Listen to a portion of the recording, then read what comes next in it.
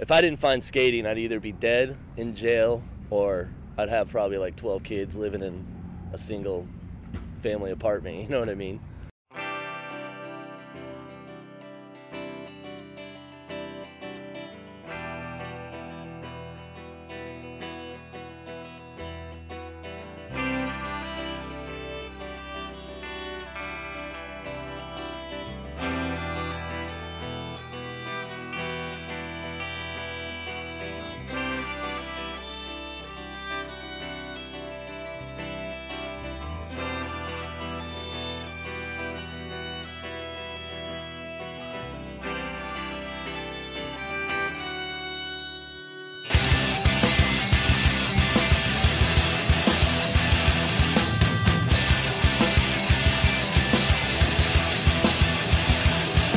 My name is Edward Ryan Funk, F-U-N-K.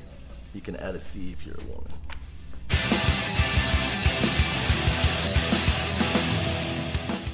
It was in 9th grade. I started high school, and my high school was covered in them, just a bunch of dirt bags everywhere, you know what I mean? And I thought that was awesome, actually, because the surfer crowd was just very, very, very particular about how the way things were, and I didn't like that. I like to, you know what I mean, go out and do whatever the hell I wanted to instead of being a certain way just because I surfed, you know? So I started hanging out with these kids in the neighborhood, and they got me into skating, got my first board, and next thing you know,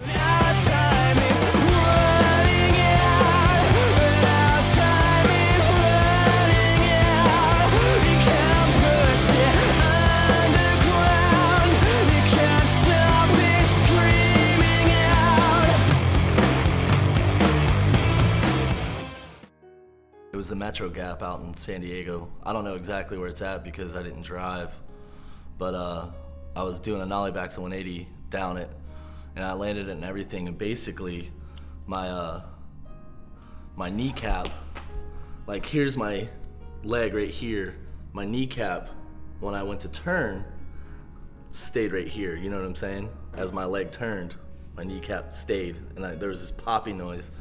And because I didn't have any insurance or anything, I was basically walking on it for 3 weeks before I had to find a real job to get insurance so I can get it fixed. They x-rayed my knee, and they really couldn't find anything because it was so long after it happened that they found stuff, but it was just my knee was kind of disoriented, you know what I mean? So they started shooting me up with steroids and stuff, and then I had to take steroids orally as well for stress and anxiety. So at that point, I had gained 100 pounds within between 3 and 6 months. when I got hurt out in San Diego, I went through a lot of shit with stress and anxiety, big time. And that was because of not skating. And knowing that, you know, I couldn't go forward with a career or have a chance to go forward with a career, you know what I'm saying? So it just kind of killed me. Like, my whole life just stopped, and I had to start a whole new one again.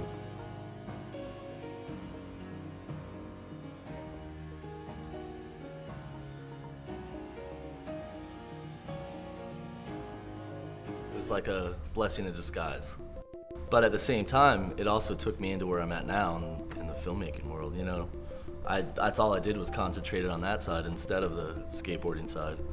There's no way I would have fell into this world if it wasn't for skating. Not at all. And the filmmaking world. I feel very lucky that I could still skate, and I feel very lucky that I have the friends that I still have. A lot of the friends that I skate with back home, I mean, we've been skating together for 15 years, you know what I mean?